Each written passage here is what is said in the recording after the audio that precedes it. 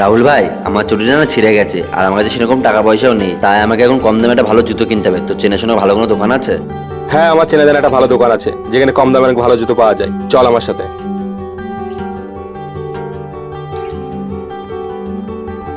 ভাই, ঠিক আছে, যা। দাদা দাদা, আমার কিছু টাকা দাও না, আমার সব বন্ধুরা পিকনিকে যাচ্ছে, আমিও পিকনিকে যাব। দাঁড়া, দিচ্ছি।